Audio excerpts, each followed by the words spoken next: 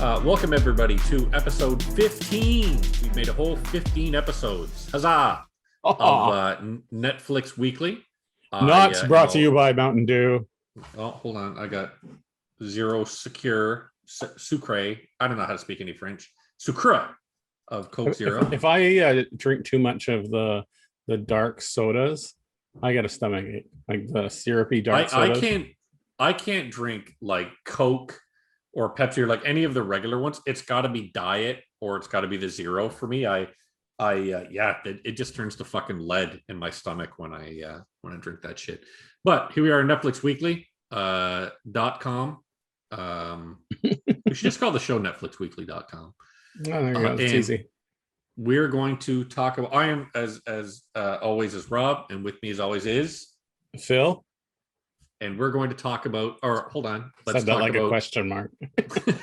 Phil, I guess. I want you to say your name. So the fuck, who is this person again? Just call me Joe today. Let's talk about what we always do first. Anything new in our lives? What's new in your life, Phil? First, we already plugged our socials. So yeah, Netflix Weekly on anything. Join us. We really want you to come over to our Reddit and just start talking shit, like anything. Yep. You can talk about your day. We did have a little bit. And this guy had a great fucking point, and it was to try and keep it into an hour because he said he listened to us on our lunch break. I think did you bring a timer? He's like, it was different. And I was like, it was different. That's a nice way of saying you guys are assholes or I hate this without just coming out right and saying it. So I appreciated that guy's feedback. Oh, he said we were funny at least. Also, you can find me on Grindr and Tinder. Yeah, that's where I found Rob. And then we did this podcast. We did this podcast instead of date. That's right. We were sitting there jacking each other off. We're like, hey, do you like to talk about shitty movies? Oh my God, I like to talk about shitty movies on Netflix too. Well, that's when COVID happened and we couldn't do that anymore, right? Exactly. We're like, well, shit, what now are we going to talk about? I didn't want Rob in my bubble, if you know what I mean. Yeah, right. I'm okay with him being in my badonkadonk, but not my bubble. We have gay pride. That's right. All right. Okay. So what's new in your world? I got my shot. Tinder. I didn't put it on Tinder, but I got my shot. And I should find me on Tinder. Oh, that's okay. good. I'm booked for mine, but I haven't got my first one yet. Oh, okay. So you got booked. After the first shot? How many people have been pissed off on the Kingston Reddit about not being able to get booked? Yeah, I'm sorry that I find it funny, especially now that it's over 18 can do it. They're going fucking bonkers. And soon, 12 and up or something? Something like that. Yeah. Yeah, I think once a significant amount of people are done. I don't know.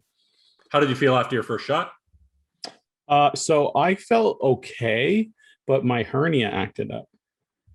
So the wife says that's probably not due to that, but I think it was because it was like I got the shot at like 10 a.m.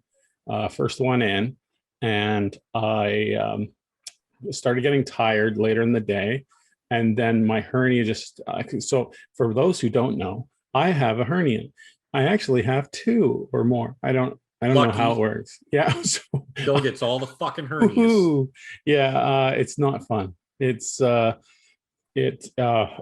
uncomfortable when it acts up, and yeah, that night it acted up, and it's been acting up for about a week after that, and it's been bad. So much so that I was able to show my lab tech who did my second what do they call ultrasound to see if I had two hernias, and she didn't want to let on because they're not supposed to tell you, but I was like, do you see the first one? I know I have the first one. She's like, yeah, I see that one. and then she wouldn't say about the second, and then I find out later, yeah, you have a second one. At least lucky. Yeah, so I'm on the board for surgery at some point, and COVID gets in the way of that. But since then, yeah, today has actually been a recovery day. Like I have not, I've had very little pain in the hernia department. For those wondering, right. I have two hernias in my groin. It's not in my neck. I just have two great big things in my groin, if you know what I'm talking about. Well, let's get really honest. I hope my mom's not watching. My hernia. She's watching. You're talking about being gay in the time of COVID, and that's how we met. She's like, oh shit. That's my coming out story, right? Okay, so The funny thing about my hernia, and my wife's gonna be like, "Oh, don't talk about this."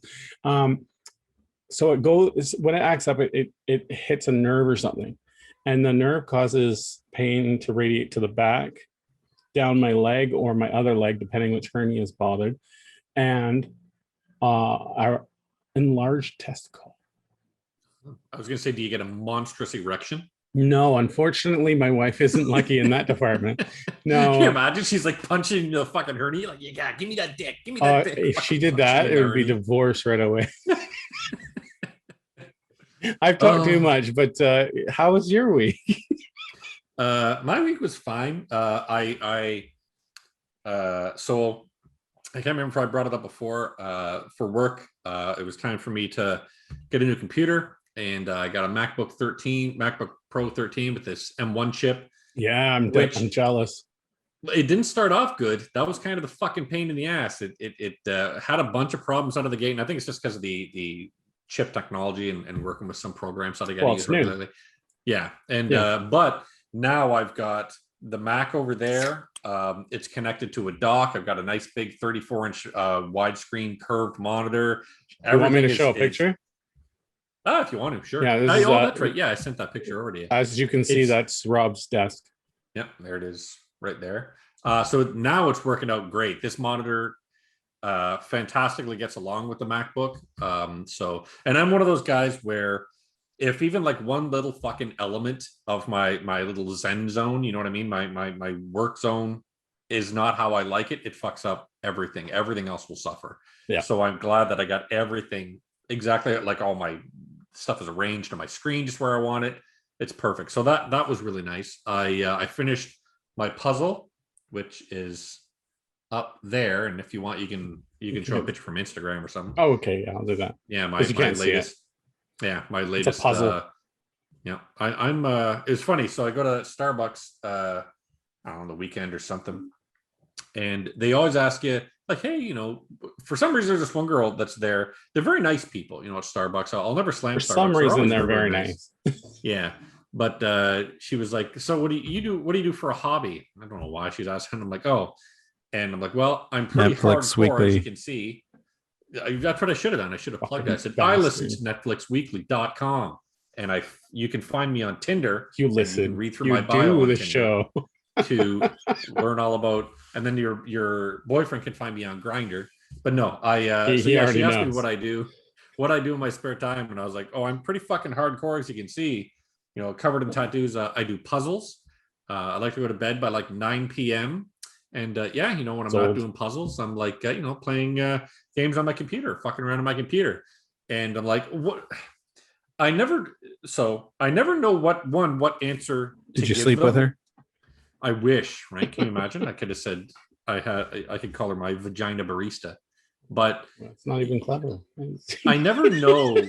Like, it's such a small amount of time you have to have that conversation with people. Yeah. Like, how much fucking detail do you want to get into? Because Well, you're like, we're only gonna be talking for like a minute. Yeah, and then you hurry it up because you think you're gonna like get out of there, and then it takes another 5 minutes for your order, and you're just like, oh, I hurried it up too much. Right? But it's like, and she's doing all this fucking work. It's not like I can be like, so what are your hobbies? Like, I don't want to bother you while you're trying to work. What are you But doing I hate tonight? for this to be a fucking one-sided conversation. Yeah, that's why I don't But yeah, talk that to was my people whole week. when I'm out. I'm just like head down. For some reason, I look like a very unapproachable person, which makes sense. I'm usually scowling. Me too. Yeah, Resting that's bitch why. face. Yeah. That's why it usually works out quite well for me. And it's funny. So my wife is basically deaf, and so I'll be fucking around on my phone or something, and they'll say like, what's your name? And she won't hear them, so she'll be like, still looking around, and they'll go, what's your name again? So I'll look at her and go, Karen. I'll yell at her. She's like, what? What's your name? Her name's Karen. I'll say, and they always think that I'm like some abusive fucking husband who won't let her answer on her own. Little do they Look at me know. whenever they say something, and I'll be like, "This is what they goddamn said. Do it yourself, woman." That's why I let my wife do Starbucks on her own. If I don't Karen drink fucking did, in coffee. fact, she never.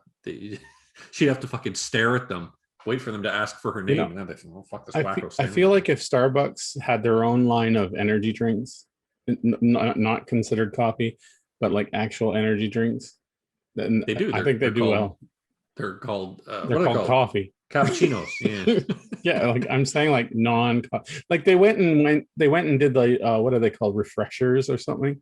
That's what my wife's into right now, and those are just like watered down juice that they can say that they can charge $6 for. Yeah, like, right? They can fucking pour Tang into a thing and put fucking $14 on top of it and say, here's your iced tea with like all align ice. Your chakra. Yeah, garbage. I hate Starbucks. Your chi.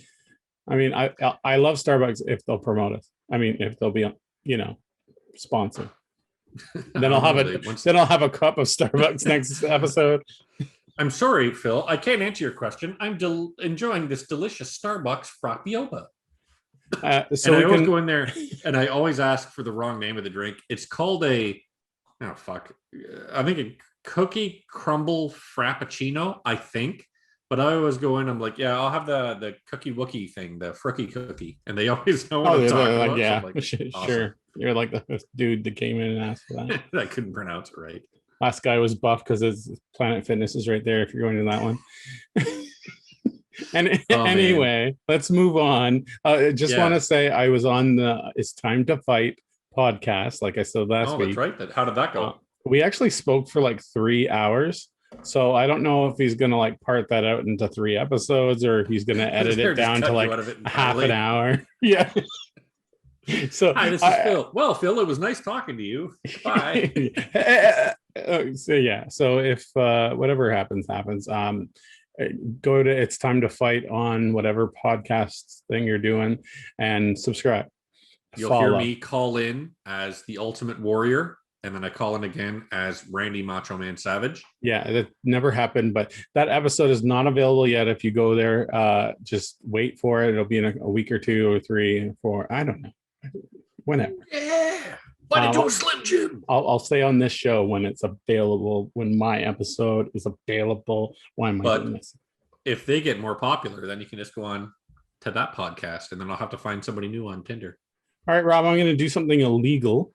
Holy shit. And I'm going to get everyone turn off your cameras. Phil's getting naked. That was earlier before we started recording. I'm going to complete. We're measuring penises. Did the word penis get you off track? It usually does. No, I'm going to get rid of honorable mentions because we're going too long as well already. Holy moly. So, yeah, we've never been done. I think we did that before, but Sons of Sam. Did you finish? I did. Yep. It's something that Rob can finish. Go on. I was happy that Maury Tyrell, whatever the fuck his name is, Maury. We have differing opinions on this show.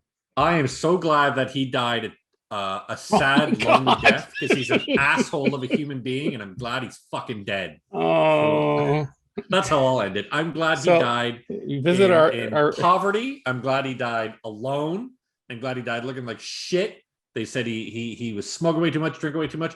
Good, because he started a bunch of bullshit that was complete fucking bullshit. They totally sugarcoated that too. Completely sugarcoated that. The drinking and the possible drugs. I don't. I think it was he fucking smoked and drank himself to death because he had nothing else except this. All right, no, go ahead. I said as much as I want to say about the guy. Him and I won't be friends in the afterlife. Apologies to the family of Maury Taylor and what fucking family? He didn't have anybody. To his ex-wife who was on the show talking shit. She wasn't on our show. Anyway, when she comes on our show, then I'll apologize. Okay, you liked the show though.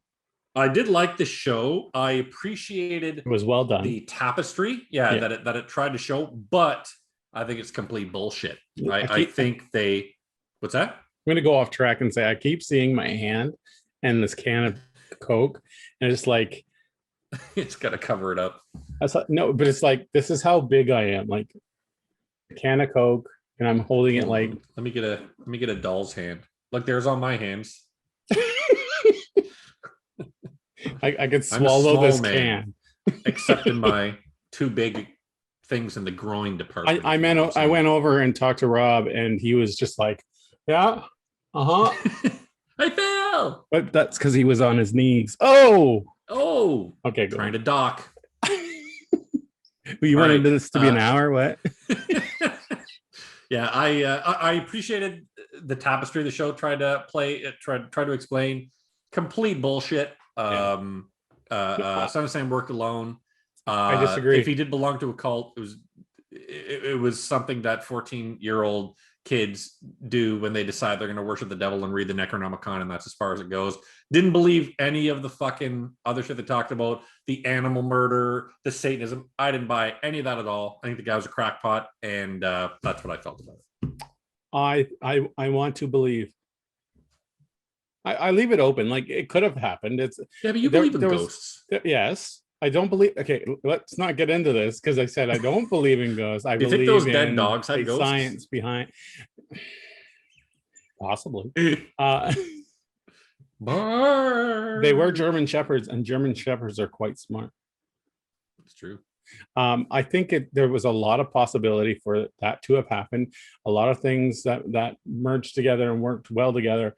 The cult stemming from abuse, and then people on the outside putting their hands into this already existing small little cult and making it a bigger thing and telling them what to do. It sounds like a sleeper cell to me, like a terroristic cell, but done in a cult way. If you think about it, like that's a perfect way to cover up a terroristic cell. It is. I feel like a real terrorist cell, like, and you call it a terrorist cell, but like the Manson family. The Manson family is, I think, what this guy was trying to prove that Berkowitz and the other cronies were. The Manson family had a master on top that basically drugged the shit out of everybody and found people that were willing to fall for it, and they went out and did the murders that they did. They murdered Sharon Tate. They murdered other people, which is exactly what they're saying here. Is saying, but funny how it's not provable. You know what I mean? Like this guy has a bunch of speculation, but none of it's provable. But whereas with the Manson family, it was absolutely provable. You know? Yeah, in that case, it was more obvious. But in this case, it's like the cops didn't want to even try, and that makes sense. I think the cops didn't want to try because, and again, like I said from the fucking start, once they locked up Berkowitz, all these murders stopped. And to me, I'm like, okay, then you have your man. Like if you locked up Charlie Manson and the Manson family continued murdering, okay. Or even better example, if you locked up fucking Ted Bundy and all these murders continue, like, oh shit, we clearly got the wrong guy. You know, but if you lock up the murderer and all the murders stop, you got your murderer. Yeah, it doesn't matter at that point. But even though there might be other murderers walking around, at least they're not murdering anymore. Yeah, and that was where and you know, maybe I'm too black and white and too matter of factual, but I was like, all right, there is no reason to waste money, to continue terrorizing the public, to continue Davy Berkowitz having any sort of media spotlight, because he's a despicable human being for murdering people. There's no reason to give him that spotlight if this murdering is done. And that's why I was really glad that they got into with this Maury. I think Maury Tyrell. I can't remember his last name now. Maury Taylor, I thought. Was it? I can't remember. I could be wrong. It shows him effectively going and interviewing Berkowitz a second time, and Berkowitz doesn't even want to fucking talk about it. Yeah, he was way off compared to the first time around. Yeah, and it just felt like, dude, give it a fucking rest. You know what I mean? Like, sure, you have a hypothesis, and maybe some elements of it are right. And that's great, but the fact that they mean exactly, it's the same fucking people that like to argue about, and obviously it's much different in seriousness, but it's the same people that argue about all the stuff that should be in the canon of Star Wars or Star Trek. Doesn't fucking matter. Who cares? You know what I mean? Like in the long grand scheme of things, doesn't fucking matter. And it was the same. That's how I felt with this. Is like, you know what? You can have the stuff that you believe in.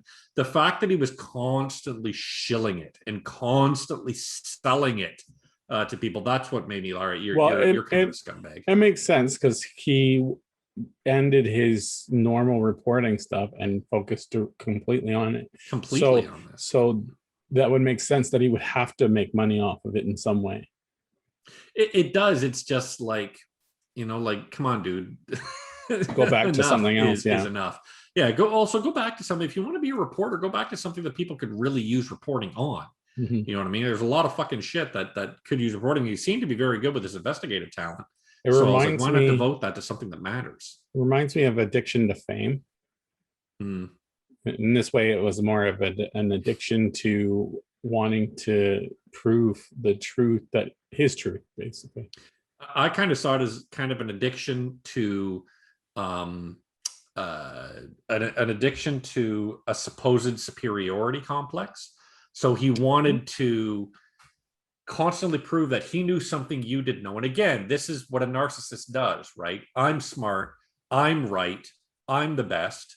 And this is what he was constantly trying to prove to everyone. Nope, I know. Nope, there's information I know that you don't. And again, that's just like, dude, you're a jerk. You should And be using your talents for a he good thing. had that. Yeah, he had that ability to talk one on one with someone and make them to believe anything. So Yep. Yep. And you know what? There's guys that you're sure guys, there's people that use that for good. There's people that use that for not so good. And great example, as I've constantly heard, and I believe I brought it up before when we talked about it. Steve Jobs was a horrible human being. He yes, didn't give to charities. Denied his fucking daughter, was even his daughter for like the first 10 years of her life. yeah, He was an asshole of a human being, but they said that you could, he was bad to his workers. yeah, he was terrible. He's a terrible guy. But they said when you would listen to him talk about products and stuff he wanted to build, you felt like he'd go out and own the world. They said he was such a speaker in that Visionary. capacity, a visionary. Yeah. Yeah. But great fucking example, Quentin Tarantino. Quentin Tarantino is a master filmmaker, but apparently a humongous dick of a person. Yeah. So at least he uses what he's good at to for something that's good. You know what I mean? If he was just walking around living on the fucking success of Reservoir Dogs or Pulp Fiction, then you'd be like, God, this guy's a douchebag.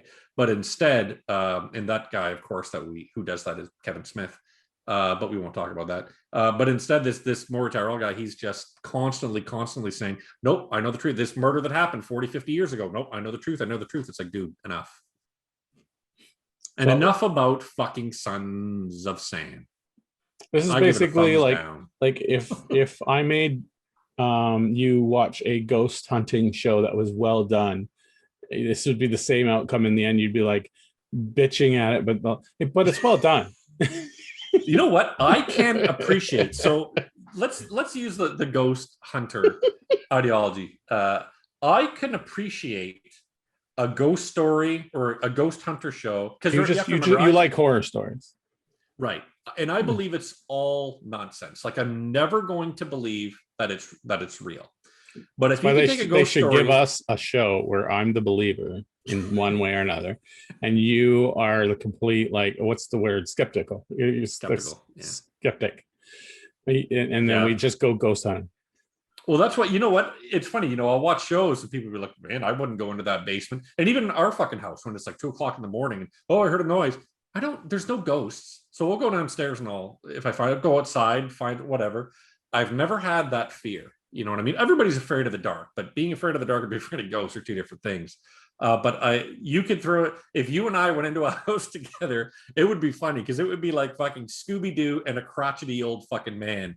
Because you'd be like, oh, there might be ghosts. I'd be like, shut the fuck up. There's no fucking ghosts. But from what I was saying before, if you were to throw me show me one of those ghost hunter shows, if they didn't try to sell it as real, but at least told a spooky story, I'd be 100% down with that. I'd enjoy that. It's when they start trying to fill your head that it's fucking real.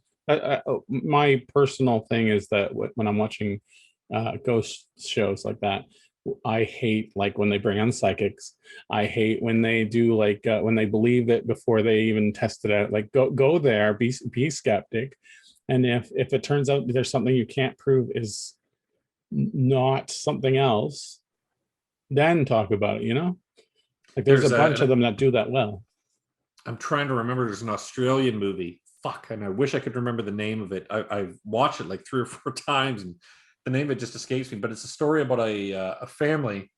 Their daughter died, and they're going through the process of, and it's all fictional. they're discovering all the stuff that led up to the daughter's death, and some stuff that was happening in her life that they didn't know about. And her younger brother decided to superimpose pictures saying, oh, it was her ghost, and ran it to the press and ran it to other people as that was her ghost and whatnot.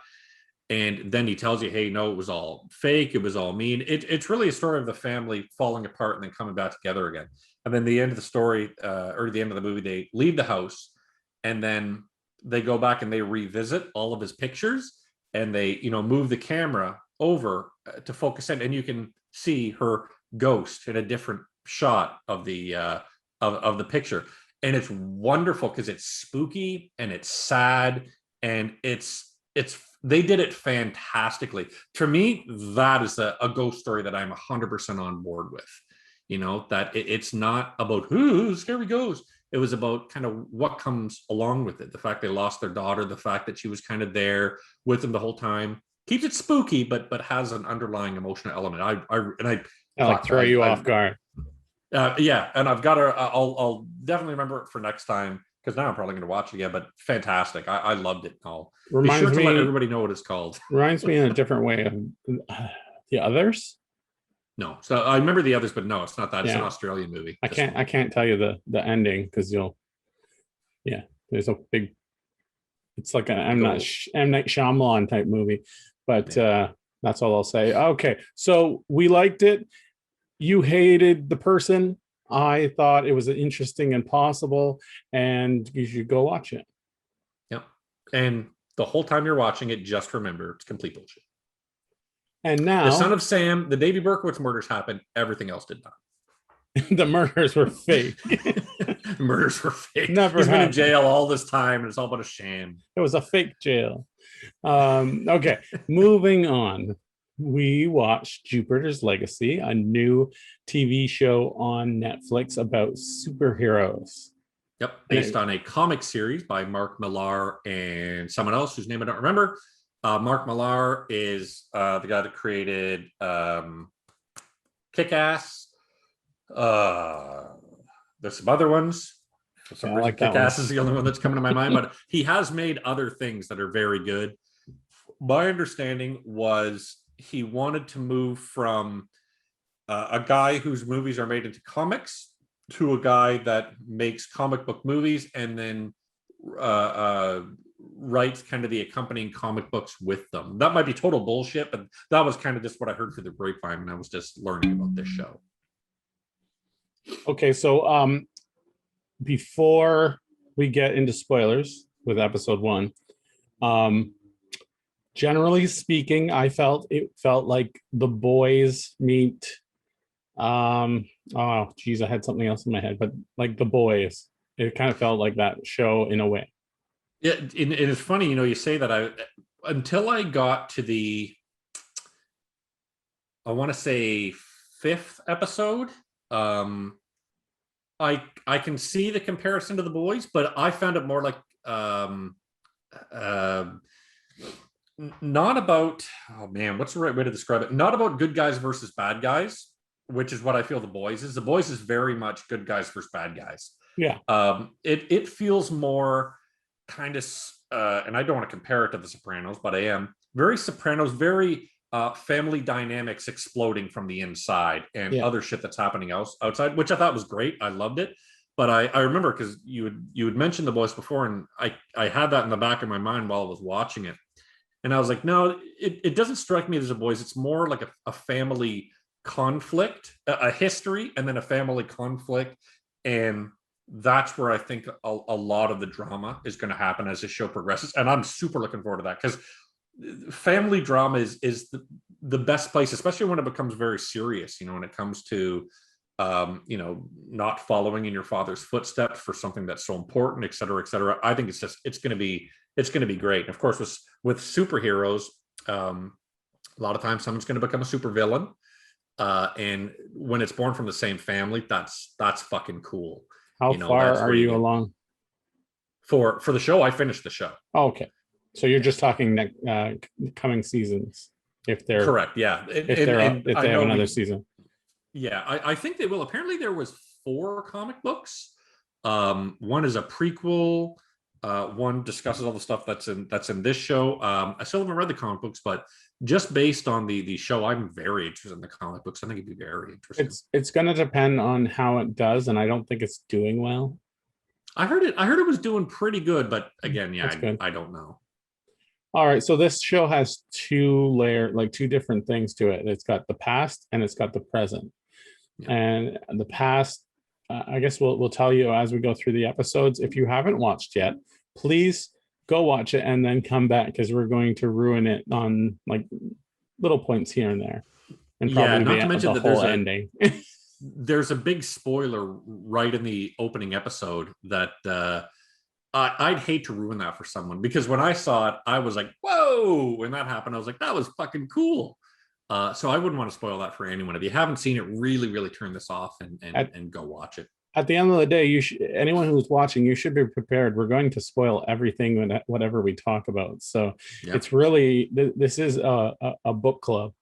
So go watch what we're we might reviewing. Spoil it in the worst way. There's nothing worse than when someone spoils something and they say it was dog shit, and then you go and watch it and you think it's fucking great, you know. So actually, that's not bad, because you're like pleasantly surprised at that point, because someone said it was dog shit and you love it. Yeah, this guy said it was garbage. Yeah. But then what if it's my opinion? You're like, you know what? Fuck that guy. He hated Sons of Sam and doesn't believe in ghosts, so I'm not going to buy anything that guy fucking says. Exactly.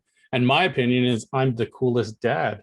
So I'm wearing a Red Letter Media shirt that no one can see. Exactly. But it's endless trash. Endless trash. When they're talking about, they were talking about movies coming out in January, I believe, because January, as we all know, is when they put all the shit movies in theaters. Back when we had these things called theaters, a lot of you kids don't know what they are. Yeah. And so they called it. There was a great Mike Stoklas, the guy who runs Red Letter Media. And he just looks at the camera and he goes, "Endless trash," and it's just Mike Stoklas' face. And you don't get a good movie until March. Yeah. But all right, what I decided, or what we decided, I should say, we wanted to do, because I thought it was a cool idea, was similar to how we did WandaVision, to go through the synopsis that's in Wikipedia and talk about how we felt about that episode. So I'll fire this first one off. Go for it. I've got to get in my best honest trailers guy voice. In the past, the first episode, by dawn's early light, one man past. In 1929, brothers Sheldon and Walter Sampson assist running their father's steel company. Following the crash, meaning the stock market crash, their father commits suicide. We warned you. Brendan and Chloe, Sheldon's grown children, struggle to live up to their father's legacy as a superhero known as the Utopian. While Chloe leads a hedonistic lifestyle, meaning that she's a drug addict loser, Brandon kills an escaped supervillain named Blackstar to save the lives of his friends and parents, igniting a debate over the ethics of killing supervillains. So, how did you feel about this first episode? I was going to say, are you thinking? I wasn't sure until like that end scene where they're like fighting, or I think that's the end scene. Yeah, it's near the end. It's definitely the third act of the movie. Like, that was a cool scene. I love the build up where there's just getting killed. It reminded me of Invincible. Right. Yeah, that was another one we're definitely thinking about. Beat up, and then the son, what was it, Brandon? Yep. He gets mad and he has to do something, and he just crushes the face of Death Star. Getting back in Star Wars. Because you see it all over the background. It's the main thing in your mind. Did they figure out at the end of the show that it was not Blackstar? Yes. Yeah, okay, that's the very end of that first show. I thought that was very interesting. They don't say to the extent yet, because that'll go into another episode, right? Yeah. So yeah, I thought at that point I was like, this is getting good. I'm liking it. Yeah. Yeah, for me, I knew I was going to enjoy it by the opening. The rating was what I knew, because it said sex, suicide, and gore. And I was like, oh yeah, those are the three things. You throw those across the title, I'm definitely going to be interested. If you do that all at once, then Right? They could put that on a I fucking mean, on the starting of My Little Pony, and I'll stay glued to My Little Pony that's because your once I next see sex, shirt. suicide, and gore. Oh, that's right. Our next show that we're going to cover is My Little Pony: The Sex and Suicide Years. You're close. It was at No, My Little Pony, you'll see. but okay. But for me, I was on board with that. Where I started getting a little, this might not be for me, is how right out of the gate how fake Josh Duhamel's beard was that first time we see him as a younger version of the Utopian. I was like, the fuck, like, come on, dude. This is supposed to be something I'm sure they put millions of dollars into. That beard looks like they found it at fucking Spirit Halloween and glued it to his face 2 minutes before this fucking show started. It was I didn't terrible. notice. I had I no did. clue. It was fucking awful.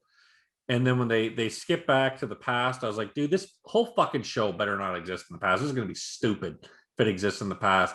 So I was having trouble. It was good, you know what I mean? Well acted, and it was a good story. But I was having trouble. Like, I might not be able to commit to this. But when they swing back and it's the Utopian discussing with his wife and their daughter shows up, their daughter looked like she had just been to a Three's Company reunion tryout. She looks just like, and I can't remember, not Susan Sarandon, the other girl. I cannot remember her name for the life of me. Summers. Susan Summers was the blonde, the brunette girl. She looks just like her, and I was like, oh fuck, she looks like something out of. And her, I don't know if she's a terrible actress or if she was doing an incredible job at playing a terrible cliched character, but that character was awful. Chloe's character throughout the entire show is fucking horrible. Every time she was on, I wanted to mute the television. Maybe that's what works. Maybe, and exactly, maybe that's what was going to work for the show. You know, she's supposed to be hated. Like she's supposed to not, like, she's making all the wrong choices. She's your friend from high school that you now don't want to talk to because they're drug addicts. Yeah. Exactly. It was just, she was doing it so clichéedly. I don't know if that's a word, but it was so cliche. And a lot of the stuff is cliches because, you know, these are these larger than life kind of like characters that we've seen in other stuff. They just played a bit differently in this movie, and she's attractive, and I felt like it worked. So I think it worked. I just her character, and I don't know if it was her acting, but the character I didn't get it. But that was a very small portion of the show. Where I knew that I was on board is when he goes out with his brother. So his brother Walt. So Walt and Sheldon are brothers. Walt is. You don't know that he's a superhero yet. You're not sure if he's a superhero yet, but you know Sheldon is. Sheldon's the Utopian. And they go back to the fucking Hall of Justice or whatever they call this thing. And at the Hall of Justice, this was a stupid fucking part of the show. He has a little screensaver that he turns on, and then all their like people in the Union of Justice, they're called, they have like holograms that come up. I'm like, what the fuck is the point of this? Is this to tell them where they sit? Like, that's like me having a hologram of myself in front of my chair. It's very egotistical, and I want one. Right? Exactly. I want mine to have two big fucking hernias in its pants. But as soon as they showed that, I'm like, that was done. But then when him and Walt sit down, and I like that this argument started with Walt is like, dude, I think the code is wrong. It worked for the 60s when it was like Nazis and, well, not the 60s, but in the 50s when it was like Nazis that we were up against and, you know, fucking hippies that we had to throw in jail. Well, even Nazis, you should have killed them. But I like how he brought that up. He goes, we should have done more in World War II. And he was like, no, we can't do that. Mankind is to find their own way, blah, blah, blah. But the argument is that Walt's like, dude, we got to start killing people. We need to, and it turns into Injustice, the comic book Injustice, if you ever read that, where we need to take a more leadership role. And Sheldon's argument is like, well, then where do we stop? You know what I mean? The whole Watchmen thing, who watches the Watchmen type of thing. Yeah. So I saw both sides of the argument. And as soon as both those arguments were delivered so well that I was like, okay, I like this a lot. If this goes like, and what I thought was going to happen was Walt becomes the ultimate supervillain bad guy, and Sheldon's going to have to destroy his own brother. we'll discuss what happens a bit later on in shows, but that's where I thought we were going, and I was like, okay, I'm on board for that. And then I the only other thing I did find it confusing at first. I was like, why? What's going on in the past year? Like, I didn't understand. yeah. I thought I was like, oh, no, they don't have powers. Oh, okay. What? But I yeah, was thinking it was going to be went like, yeah, along. maybe he discussed, because then Brandon asked his uncle Walt, what was Dad like before he got his powers? I'm like, did they discover like a kryptonite stone or something stupid like that, right? Needless to say, the way they got their powers, in my opinion, and that was kind of stupid, but whatever. So in this first episode, the fight with Death Star, that's what I want to call him now. Yeah, The fight with Death Star was, I love the way that it was filmed. It was so anti Zack Snyder. I could understand what was happening. There was maybe collectively, I want to say 3 or 4 seconds of slow motion instead of an hour and a half of slow motion. It was no shaky cam. It was nobody crying. It wasn't black and white. It was very colorful. I was like, nice. This is how I want my superhero battles to look like. It's gritty. Yeah, and it's not black and bland and depressing, and I don't want to kill myself after watching it's not it like Batman gritty, but it's gritty. But even when you watch it with like Christopher Nolan stuff with Batman, there was still like a spectacle to the fights that he would have. Snyder's vision for superhero battles fucking sucks. It's awful. And I'm glad that this was not that. I'm a fan of some of his work. Hack Snyder. I like the recut or whatever it's called. I can tell the Snyder cut. Being able to know what it's called. That's how you know that fucking that Australian movie stuck with me. You cannot talk because you have not seen it, and I never will. So awful. Thumbs up for show number 1. Show number 2. Called Paper and Stone. The present. Upset that Brandon has violated his strict moral code, Sheldon attempts to convince younger superheroes and the public that his code is still relevant. Black Star supporters retaliate against the superheroes by becoming more violent, though Brandon killed a clone, not the real Black Star. In the past, reporter Grace Kennedy, and whenever they said reporter Grace Kennedy, I kept on going, reporter Grace Kelly, because it just sounds like a fucking name from the past. Reporter Grace Kennedy draws Sheldon's ire by exposing his beloved father as an embezzler who stole from his employees, including a black man named Fitz Small. At his father's funeral, Sheldon is hospitalized following a seizure and is haunted by visions of a mysterious island. Visions. What did I say? Missions. Oh, I'm sorry. I meant. You know what? It's because I was reading the word mysterious. But second episode, I enjoyed it. It felt like not a lot happened in the second one. It felt like it was setting up. Yeah, and just towing the line. It felt like, hey, here's the stuff that's currently going on right now, but look at what went on in the past. And the past stuff is what I kind of got bored by. I will say that I can't even tell you when I clued in to the aspect ratio changing every time we go past the present. Like, I thought that was cool. That is awesome, and we saw it in WandaVision. Yep. In a different way, but it was cool in this way to help clue you in if you notice, because there's many times where you don't notice until they get into the scene and you're like, okay, we're back there. I didn't even see that happen. I noticed it cleverly with the close-up shots, like when they had like close-ups of faces, and I think that's why they had so many close-ups of faces in the past, so you can like, oh yeah, fuck, this is a totally different aspect ratio. I think as they went along in the show, they just decided to do it in more clever ways just to hide it. It was brilliantly done. I enjoyed it. Yeah, and for me that was one of the things that I was really on board about with this show. Is it felt like it had people who really cared about the source material, cared about how this show looks, and to me that it makes all the fucking difference, man, when you're watching a movie or a show where they care about their source material. When they don't, great example, the original Justice League. You see it, you feel it, That's how I thought it was going to be. I thought this was going to be more of a throwaway comic book show, and it very ended up being something special. uh, episode 3, That's what it was called. painting the clouds with sunshine. I loved that name because, and this is very disgusting, but painting the clouds with sunshine sounds like something that someone who writes a suicide note who puts a shotgun in their mouth and blows their brains all over the ceiling of their house. I feel like I'm going to paint the clouds with sunshine is something that they would put in their suicide note. I know it's very disgusting, but it just feels this like is that's where that came a from. perfect example of why you need therapy, Rob. But if that person came back as a ghost, do you think their head would be all together, or would it be like all fucking blown up on the top and they could just kind of mumble through their mouth? Together. But that's not right. But they want to be how they view themselves.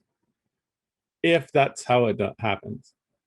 Okay. Do you think they'd be wearing like the same clothes and everything on the day they died, or would they be in like their favorite clothes when they were like 19 and they had a great body? I'm going to answer your stupid questions with honest answers and say straight up, I believe that if it were like heaven, it sucks when how they say I shake this monitor.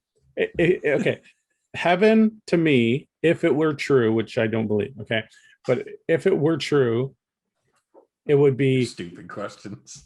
Your perfect time frame and how you see things in right. your so your what you're saying is I would be there with Jennifer Connelly from The Hot Spot, or Career Opportunities, because she looks great in both of those, and Eva Longoria just at the start of Desperate Housewives. So I'm going to ruin your party with here. Their ghosts. It could be that like, what if you're in your own pod and it's like a dream? You know what I mean? Like you decide how you're going to live from then on in this also, alternate does reality. It ruin it for their ghosts if I'm like, okay, now I want to watch you girls do this. Now I want to watch you girls do this. And now I want to bring in. That's a good question. Angela White, because she's apparently died. Are they clones? Like is it like if it's a fantasy and it's VR? Now, how great would that be? I create like 4 Jennifer Connollys, one from Career Opportunities, one from The Hot Spot, and I just have those two going at it. Your luck, you're going to end up in this place because we're going to end up in hell if this exists, and you're going to be with what's her name from Bird Box. Oh yeah, there you go. There's my. You know what? I'm allowed to watch Jennifer Connelly, but I'm only allowed to fucking do anything with Sarah Paulson. Your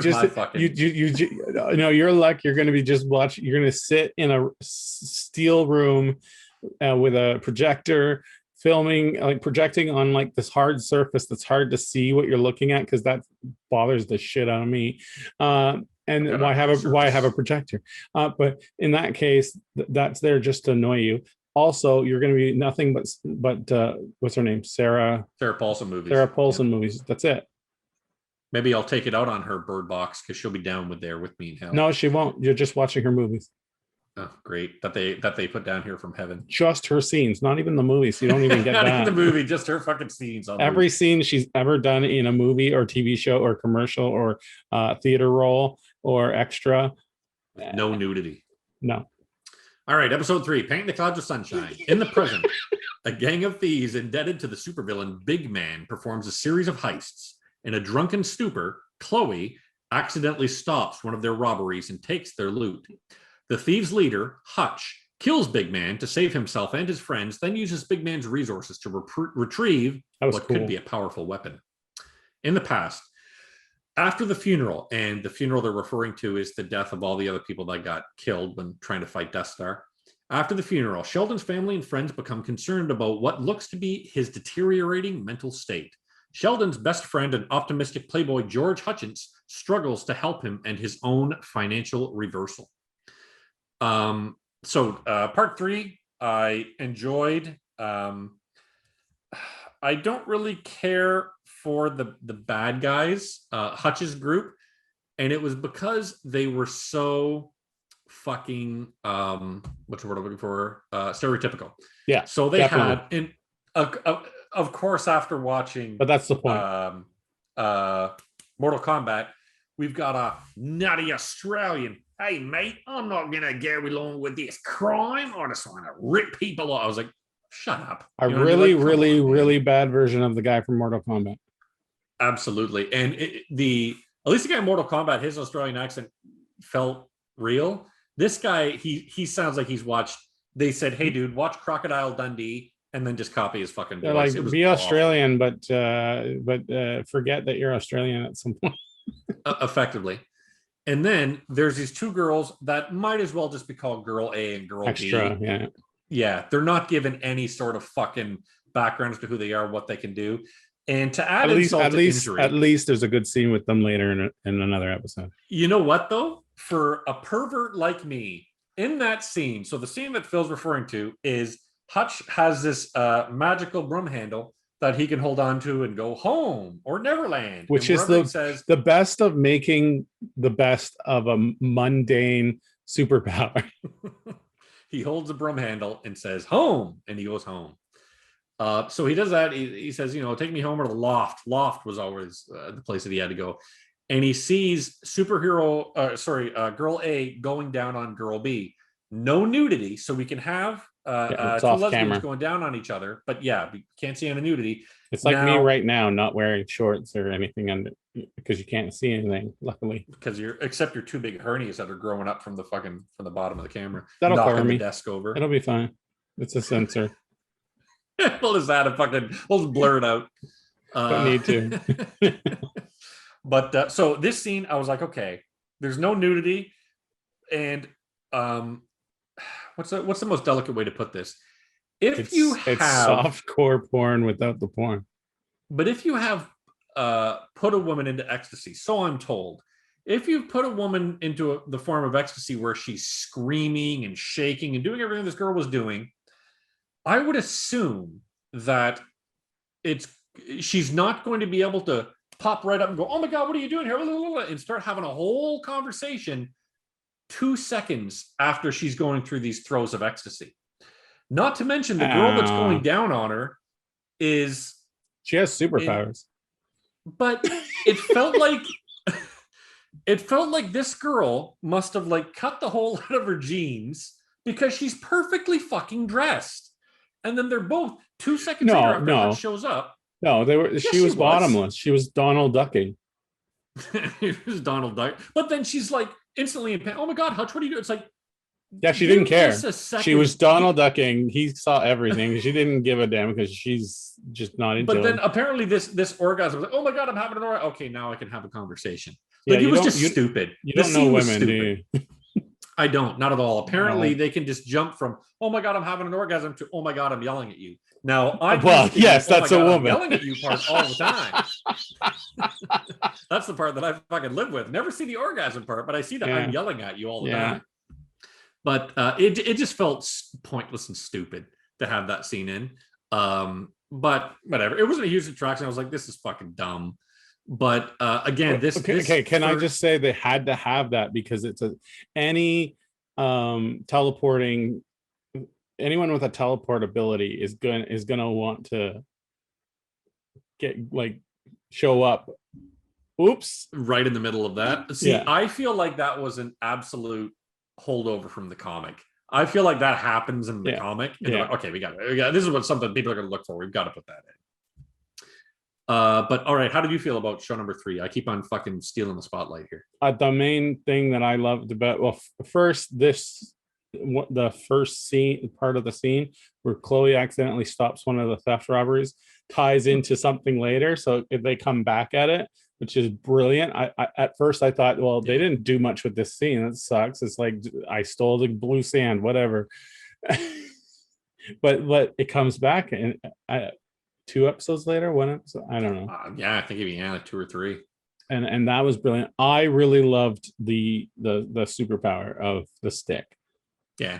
And I kept on calling it the broom handle, but it's at first you're like, that's weird, and it's like, okay, that's not very cool. But then when he uses it, was it this episode? Yep.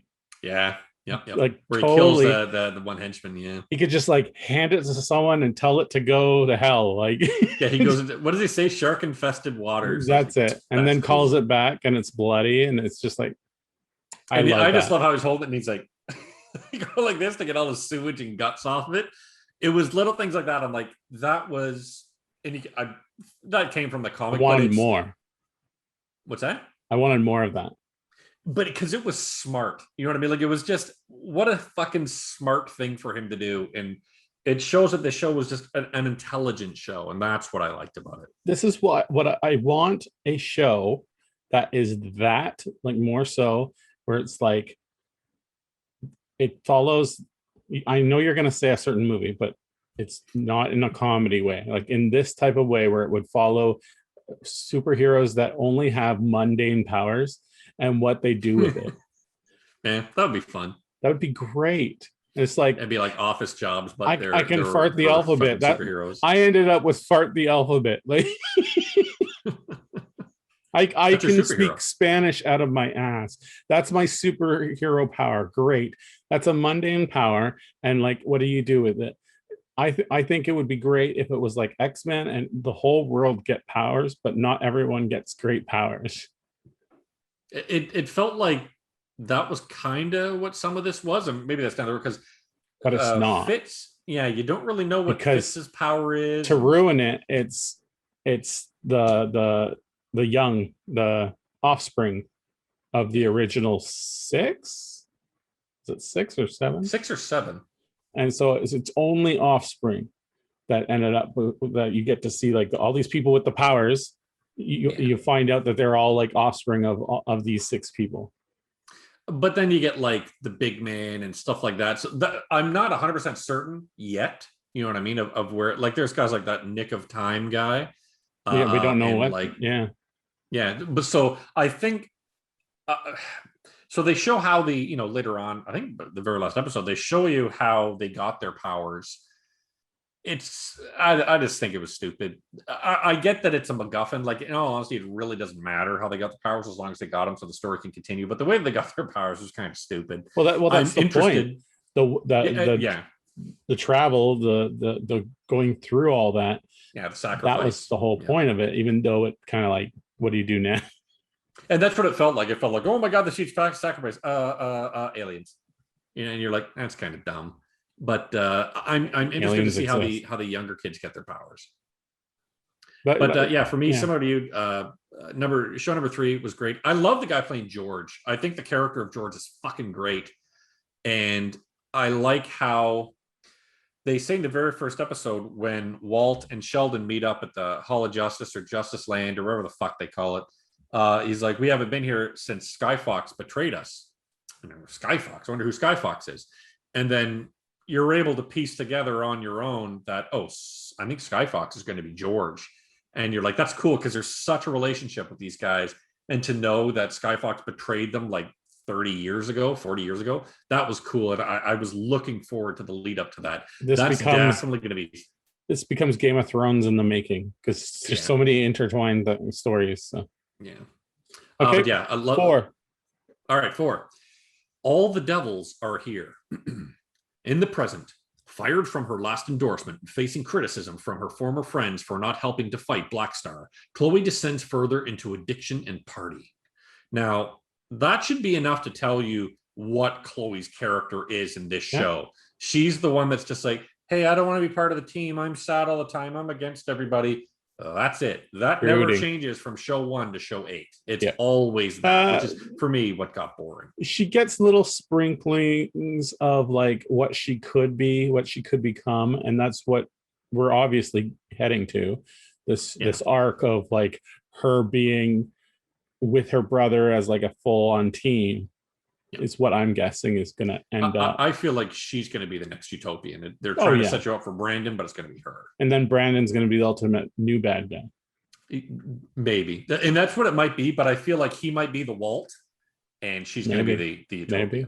You never know. Because you're being set up to think it's going to be Brandon, but it's definitely going to be her.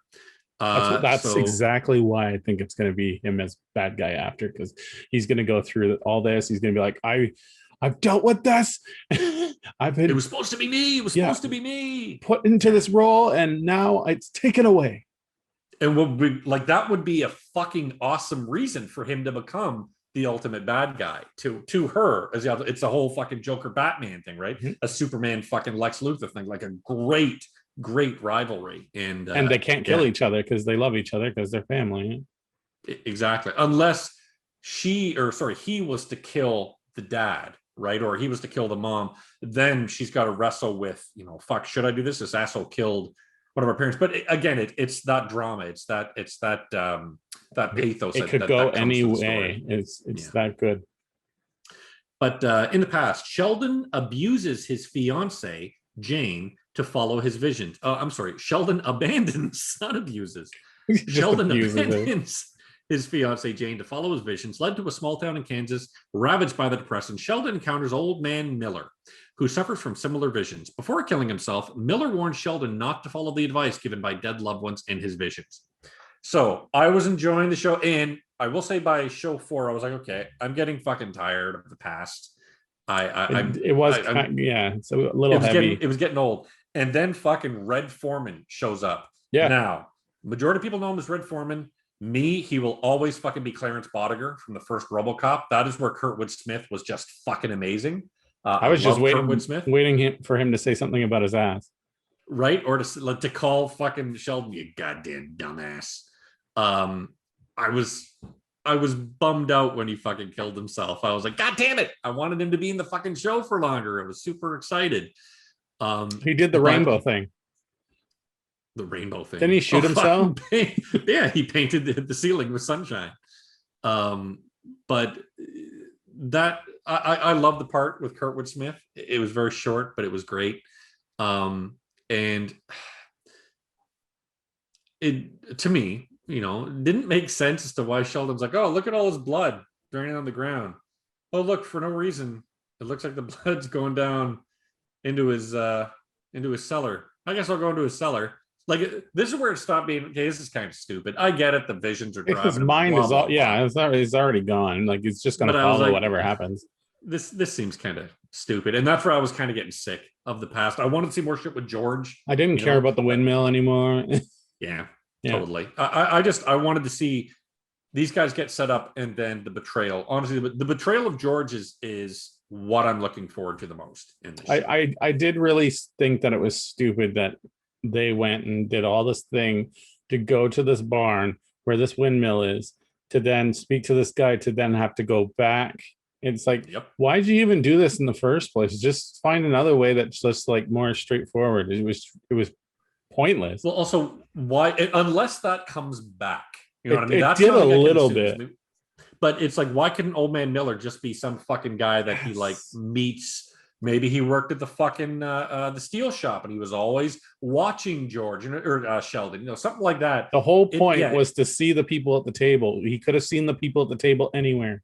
Yep, exactly. That's why I was like, yeah, this, and it felt like it was dragging it on, and then he gets beat up in the middle of the street, and the little girl says, "Oh, that's old man Miller's farm," and then can you tell me where it is? And then he goes, it's like, holy fuck, dude! Like, unless they're just trying to pad the fucking timing, like, come on, just get to the fucking point. Yeah, you have to. It probably was in the comic in some way, but it was just like, I have to make the story so that I can't just go straight there. So I have to fill it with something, and that's what. And a lot of unnecessary, at least from now, what it feels like now, unnecessary shit. Like, he sees the boy at the end of the or at the door, and then he looks, and there's a picture of that boy up on the wall, and the little girl that's at that old man Miller's house, and he sees a picture of her up on the wall. Like, maybe that will come somewhere, but for right now, it's just like, it feels like shit just being fucking dropped in to set up fucking little clues for later. If later they bring Foreman back and they say like he was Eric, a superhero of the past, like, that would be great. Like, okay, you won me over. That makes sense now. Okay. Or he was like a fucking Professor X character, you know what I mean? People came to him to learn. Well, he had something. He was talking about, I forgot what it was, but it was something in the past, how this has happened before or something, or he was like, it was calling to him when he was in the military. That's what it was. And it's like, I want to hear more about that. Like, if that's happened, what happened? Yeah, when he didn't go on about whatever powers he had, that's where I was like, dude, and that's where I was getting super psyched. Like, maybe he's going to become like the Ben Kenobi, you know what I mean, to Sheldon. Then I think he just offs himself. So hopefully they get to that where he's like, he was kind of like the Professor X or the Ben Kenobi or someone that brought together a team. Either maybe he brought together bad guys or brought together somebody in a parallel universe, whatever. But it would be nice to see that, because yeah, we didn't get a lot of use out of Red Foreman or Clarence Boddicker. To me, And I'm worried that it's like this character, the main character there, where he gets the visions and it drives him crazy. That's what they made it sound like. Like he got the visions in the military, drove him crazy, and then he never really followed through. All he said at the end part was like, they're gonna lie to you, but it was like there's nothing more after that. Yeah. And that's what bothers me the most. Like there was substance there, but you didn't finish that story. And if you do finish it later, great. If you'd like leave it at that and it's just a filler so that you can say, oh, this happened before to somebody, you now have to follow through, then I'm disappointed because I want more substance to that original story. Give me something. And it felt too, on that same vein, it felt like Sheldon is the feature star here, and this other character that has so much to say, that has clearly a history with this, that could teach Sheldon some stuff about this once he's given his expository dialogue. Oh, we don't need him anymore, just get rid of him. They have so much other fucking shit that they've set up, the pictures and the windmill and all the shit that they've set up for what might come back in the future. Why would you so obviously end that character? So if you watch this episode and you're disappointed in the episode mostly, keep watching. Next episode. Number 5.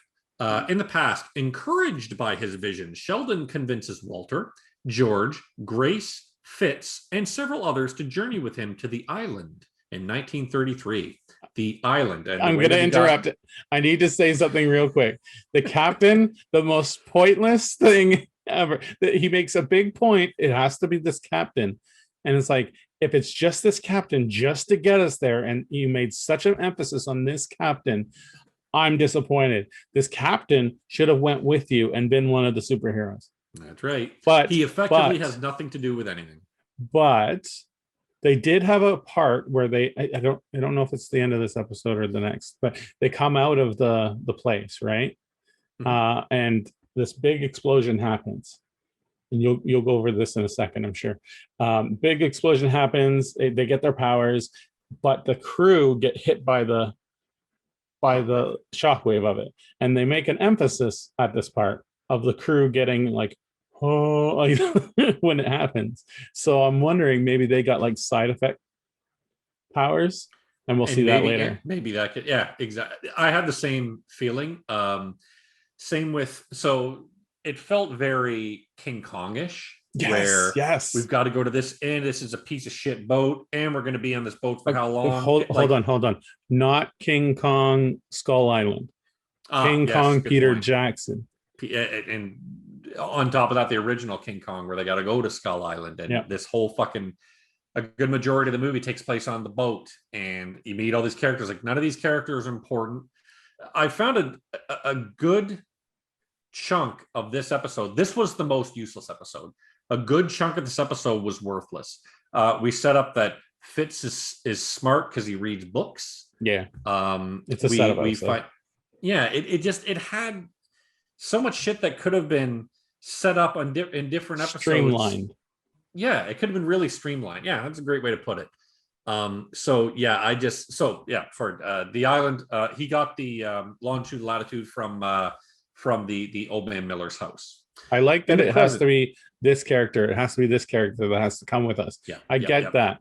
But when you say that about a certain person and it ends up being worthless, like nothing happens to that person, except for they're the person that got you there, I'm disappointed.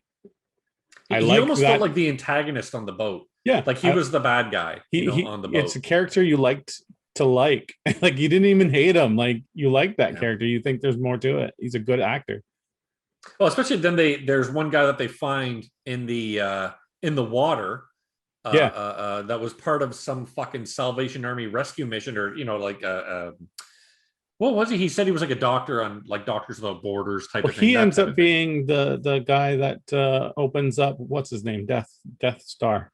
Yeah, but I think. But that's what I mean. I'm like, why is like this is who the captain should have been.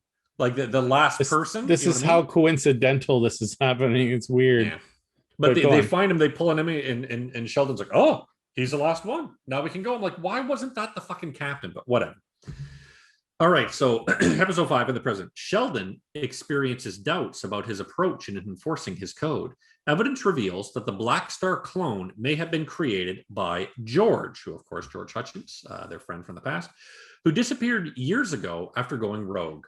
Hutch and Chloe become a couple, but Sheldon questions Hutch about his father.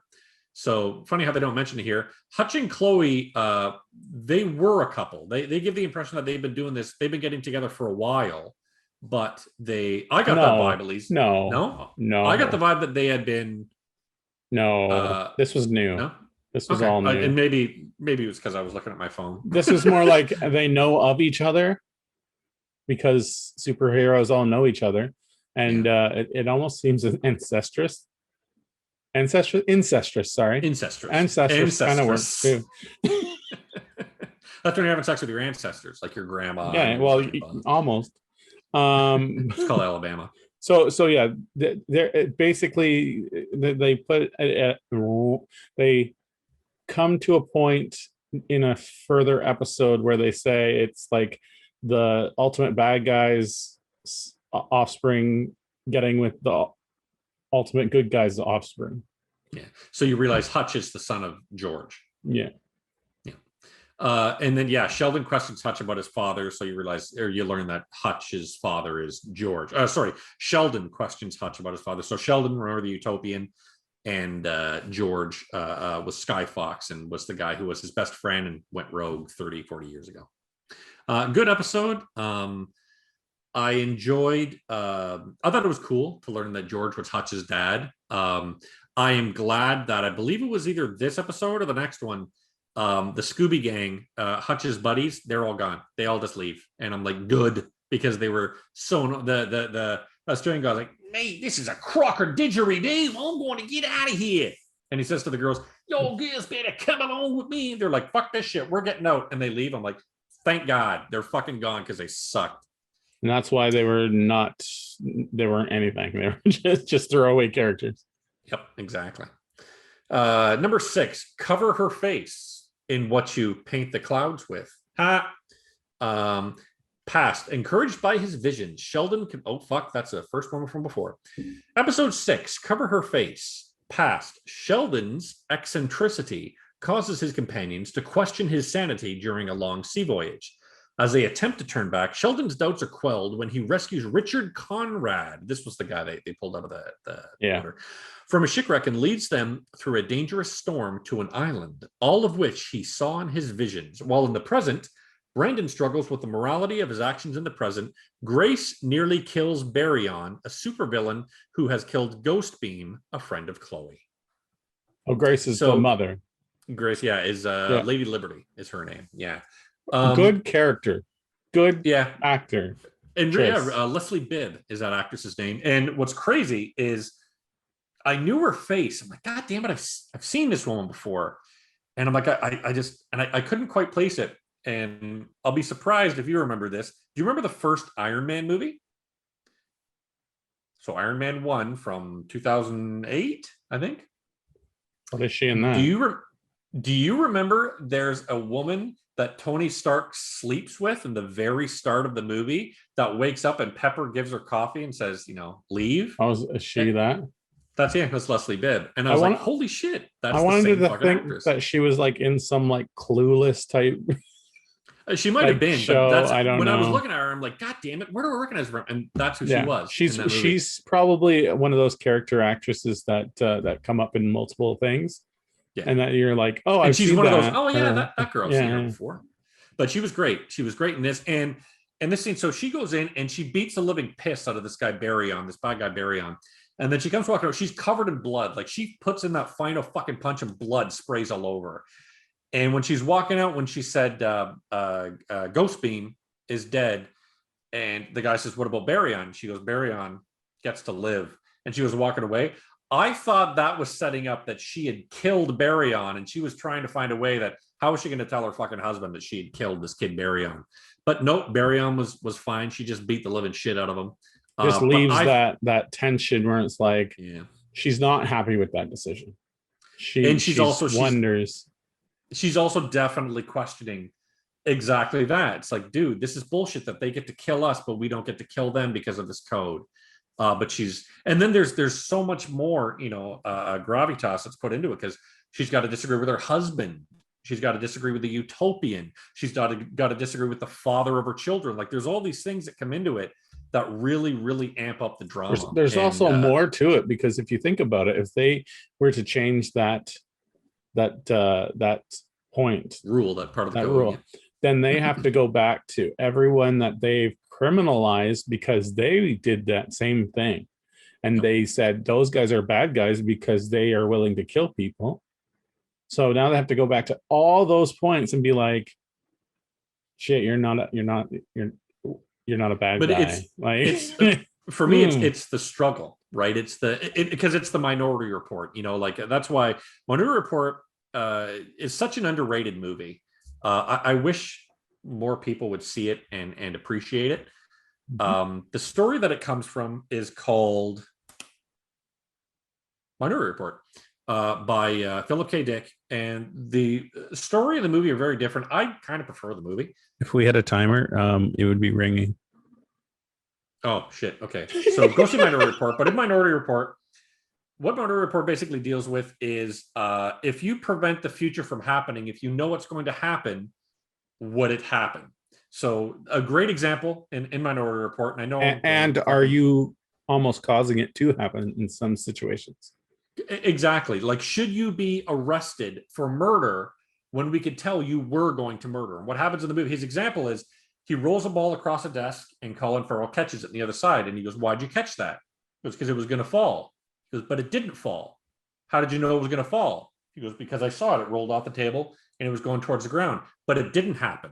The fact that you stopped it doesn't mean it wasn't going to happen. And that's what they're called, the precogs. That's what they do. And I fucking loved the way he described that. I was like, that is masterful fucking writing. And then they use that an example for why it could be messed up if you arrest someone. That's effectively what happens in the movie. But this is the reason I bring it up is that's where, like, that's where the utopian's code comes from. He goes, if we can kill, of course we can, but we don't.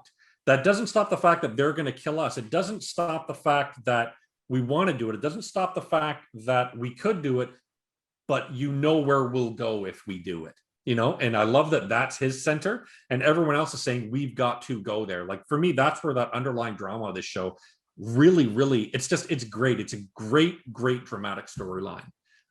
So yeah, that's it was here when I saw that Grace was starting to question it too, and then you see in future episodes she's fighting with her husband Sheldon.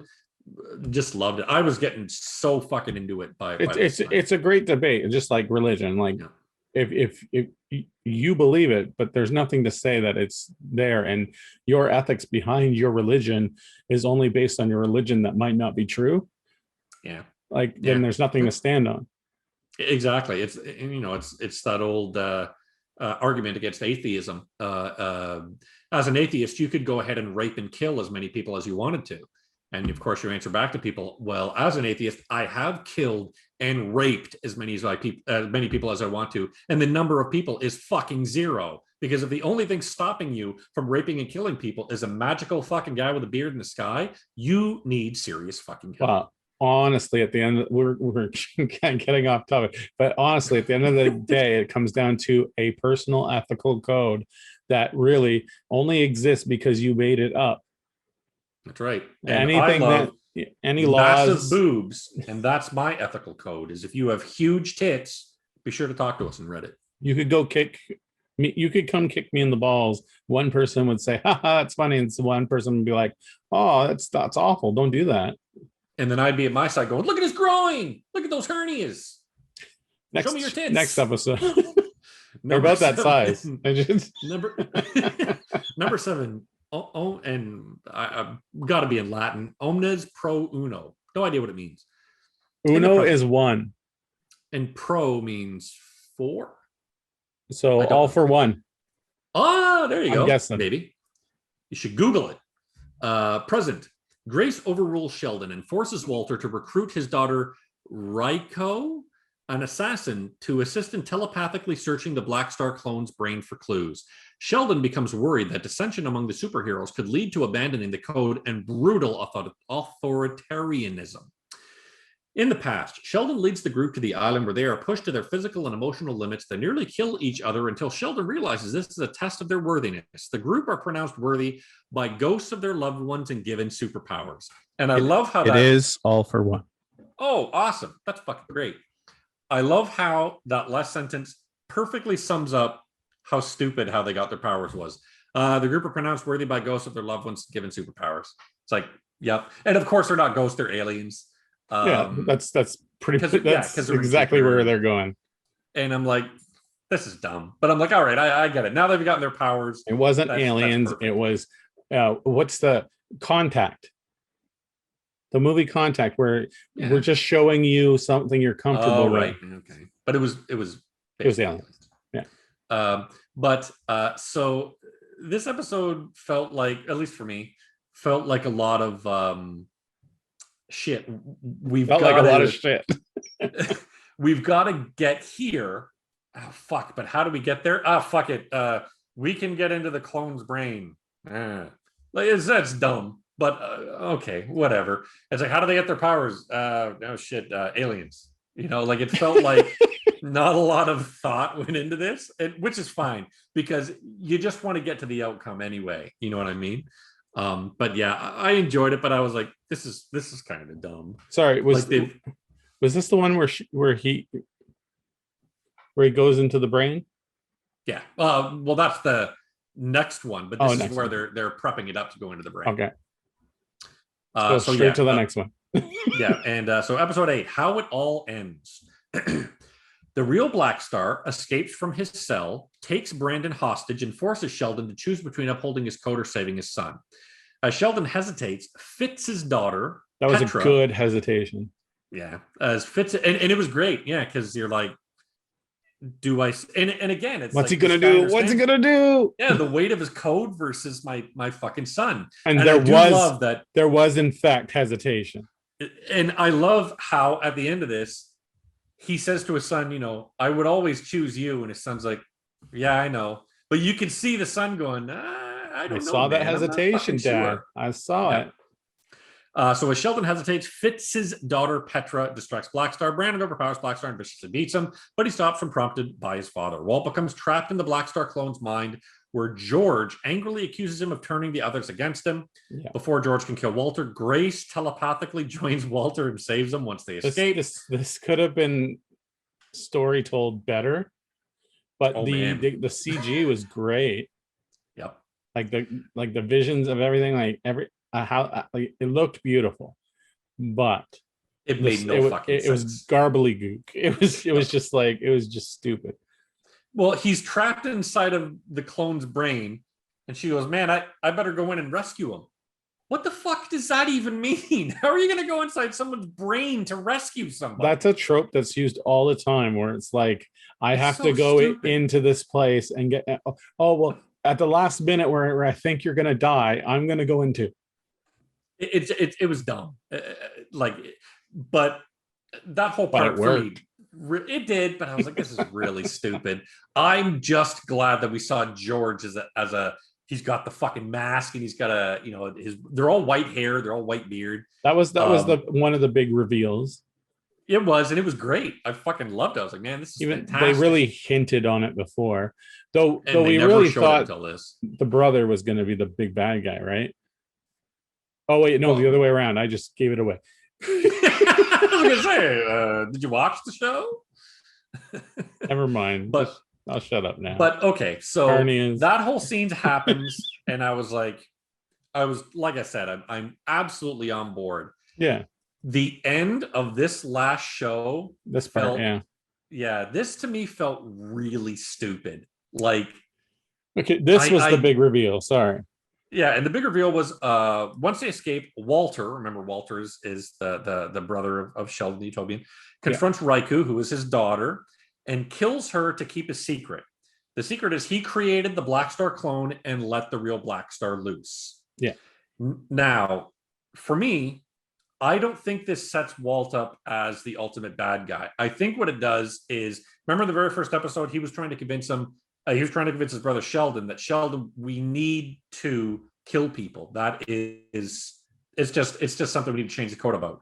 I think his whole reason for setting Black Star loose and creating this clone was exactly that, to prove to Sheldon that the code needs to change or else we die. Yeah. So it makes him a bad guy. I get that, but I still don't think he's the ultimate bad guy. I think George is still the ultimate bad guy. Or I don't think either. I think it's going to be the son. It could be, but I just felt the way that they ended it, and knowing it was the end of the season, felt like, okay, we showed you our big bad guy, right? Like the main bad guy, George. Also, look over here. Walt's doing some crazy stuff. And I'm like, dude, don't do that. Just keep on fucking George. So show George on maybe the island, and he's watching a fucking TV screen of how this all plays out. And then, cut to black, and it'll be continued season 2. Keep the villain, the main villain, or the would-be main villain, the villain that we've all come to expect is the bad guy, as a central bad guy. Saying that Walt did this, to me, was just like, where the fuck does this come from? This feels pointless. I do think it's good. I think it works. It comes back with his character and like how he felt like he was pummeled down into a certain role all the time, and no one would listen to him. So he's coming back at everyone. I guess I wish they had stuck with George as the main bad guy. And maybe that's just me personally. I was super excited to see George. But we'll see where the second season goes. I think it's great because George is painted as this ultimate bad guy, but it's gonna find out that he's not an ultimate bad guy. It was really something else that happened, and then it was Walt. I think it was the brother, right? Walt is a brother, yeah. That caused all these things from before and now, and it's going to turn out that it's going to be like brother versus brother in the next season. By the end. Probably the end scene will be Walt dying. Yep. I'm guessing. Probably going to be his brother that kills him. And that'll be like the big question going into season 3. How do we deal with that? And I'm just reading here. Apparently, you were right. I thought it got good reviews, but it was on. Well, actually, I don't want to spoil it. You went the one that straight there. Oh, I'm so angry now. But it was met with negative reviews. Okay, so the critic score, and you thought it would be higher. I thought it would be very high. I was very surprised. 38%. 38%. That's very surprising. I haven't read the audience scores. The audience score is 73. Yeah, and again, what does that tell you? Yeah. When it's a high audience, a low credit. But problem is, unless it brings in money, which hopefully not a lot. I'm willing to bet there's more people than critics. I don't know. I feel like they didn't promote it enough going into it. Absolutely. I feel like I don't watch TV. Okay, I find that content some other way. I technically I don't feel like it's wrong the way I do it because I have access to TV. I pay for alt TV, whatever it's called. I should be able to access this content whichever way I please. I pay for my VPN subscription. That means I'm allowed to get TV however I want. Anyway, I forgot where I was going with that. We're sponsored by NordVPN. We're sponsored by memory pills. Where did I get them? Also, another thing that I will point out while you're trying to remember where you got that from. No idea where I was going. You can see so much Toronto in this show. The same as when you watch The Boys. The Boys is like downtown Toronto, which is funny. But this one, we're constantly, that goes with Karen, we're watching it. There was I believe it still is, a bank that is in, remember in that very first episode, the Golden Showers girl, whatever she's called. Is it like a TD Brandon or something? Or I believe it's a Royal Bank up on the very top. It's either an HBC, a TD, or a Royal Bank, but I believe it's a Royal Bank. I have been to that building 100 times to go and service stuff, and it's so funny because I saw it in the fucking Boys. I saw it in Resident Evil. I saw it in this. They love that fucking building. Well, they love doing a lot of production in Toronto, all the Netflix stuff. Homegrown. So it's great to see all these fucking. It's like it's great to see a show when you're like, hey, I walked by there. I know where that is. It's like seeing like Stargate, and it was Vancouver, and I forgot what other things. There's like movies that were filmed in Montreal and Vancouver and Toronto and sometimes Ottawa, Yeah, sometimes that. Kingston. Ooh. Oh, well, hello. Star Trek Discovery had some footage done in the penitentiary, the closed one. Oh, the Kingston pen. Yeah. Oh, really nice. My buddy But all right. did the fight choreography. Ooh. He does When it comes to, fight choreography for that show. I was one of the fighters in Star Trek Discovery. As everybody knows, I'm a huge Star Trek fan, so I fought to be on that show, and I demanded a walk-on spot on Picard. He's Picard. I was Picard. That's right. You don't notice because he has hair now, but okay. So I don't speak. I don't speak with my typical British accent. So okay, so closing the show. What's your end thoughts? I loved it. I thought it was great. Ended poorly. I wasn't sure. Better. I wasn't sure you were gonna like it. Yeah. Yeah, I liked it. But I didn't like it because it's flashbang and blah blah blah. I liked the drama that was in the show. I liked the all of the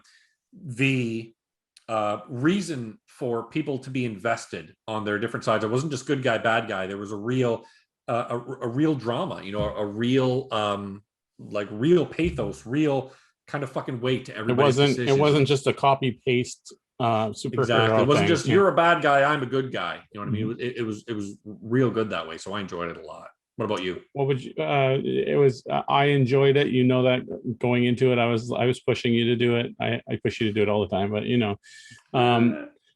that's why I'm always at the bottom. I would love this smacking against my back. I would. Oh, that was a bad picture, even for me. I'm looking forward to season 2. I would not be surprised if they don't get to that because Netflix seems like they have a high bar, depending. Because I feel like they have a high critic bar. Well, they take they judge based on views. Views. Yeah, good point. If someone continues to watch the show, not just the first episode, if they continue to watch the show, that is huge for them. That's why Stranger Things did so well and continues to do so well. They get people to watch all the way through. If there's a cutoff, awful first Adam episode, Sandler movies get made. I just think there's going to be a cutoff of a lot of people, and there's going to be a lot of people who just don't care to get into it because there wasn't a big thrust. That's what I was going to get into on TV. I don't know if the commercials. I don't know if Netflix paid for commercials and whatnot. I know they did a lot of like YouTube stuff on their YouTube channel. They always push the next big thing coming out. I will say they've done something different with our next movie. I'll go into that in a moment. I enjoyed this. I want to see it next season. I don't think I'll see it, but if I do see it, I'll be pleasantly surprised. Out of 10, I give it a 8. Yeah, out of 10, I think I agree. I give it an 8 as well. And I think one of the main reasons I think a lot of people might skip this is they're superheroed out. You know what I mean? A lot of people are just like, dude, see, I just watched the Justice League, the Snyderverse or Snyder Cut, whatever the hell it's called. I watched fucking all the Avengers. Like they're just superheroed out, and that could be another reason why this movie doesn't, or why the show doesn't take off. It's COVID times. People will watch anything right now. You hope. Okay, so we're gonna move on. We gotta go. So in episode 16, Robb's been worried about it. First, we're gonna watch Oxygen because we didn't get to it this week. We're gonna watch Oxygen. That'll be our little like palate cleanser, and probably be Robb will probably like it way better than the next one. The big movie we're going to talk about is Army of the Dead. They've been doing so much promotion. They promoted on the wrestling pay-per-view that I just watched by doing a lumberjack match with zombies on the outside. Oh, fuck seriously me. And they blamed it on Batista. I've seen it on fucking websites that I go to. I've seen it on my news feed. They've been pushing so hard. Right, this Hack Snyder, he must have cost a fucking lot to make this movie. And Batista would be expensive, but I feel like Hack Snyder riding off the Justice League recut, I feel like he cost a lot to bring him in. But who knows? The only thing I can be certain of is I probably won't like it. So what I'm going to do is I'm going to watch Army of the Dead first and then Oxygen afterwards. So even if Oxygen fucking sucks, at least I can say it's better than Army of the Dead. Go in with an open mind. That's all I ask. You do like zombie movies. I do. And I do like Dave Bautista. I think he's a lot of fun. I'm sure they're But gonna Zack play Snyder with fucking the blows. zombie tropes. So enjoy that. We'll see. I will go in with an open mind, but if it starts going into the tropes, I'm gonna fucking bring them up. And yeah, that's it. All right. Finish So our from all of us show. here Yeah. at Netflix Weekly, email us at Netflix Whores at netflixweekly.com, Rob's Tinder at netflixweekly.com, or Phil's Growing at netflixweekly.com. And we look forward to seeing everybody in Reddit. And yeah, please go to our Reddit. Everyone. Yeah, go to our Reddit. God damn it, people. Fuck sakes. Comment. And with that, yeah, make comments, share pictures, preferably of large, big-breasted women. Big hernias. Large, big-breasted women. So fat and big-breasted. Oh boy, we're gonna get. And I gotta moderate this stuff too. That's what you do, people. You got to send these fucking terrible pictures over. Please so tag Phil's it gotta not moderate safe it. for work. At least do that. Why? You don't. You're at home. That's the last thing you want your kid over your shoulder like, oh shit. Bye. All right. Bye, everybody. And scene.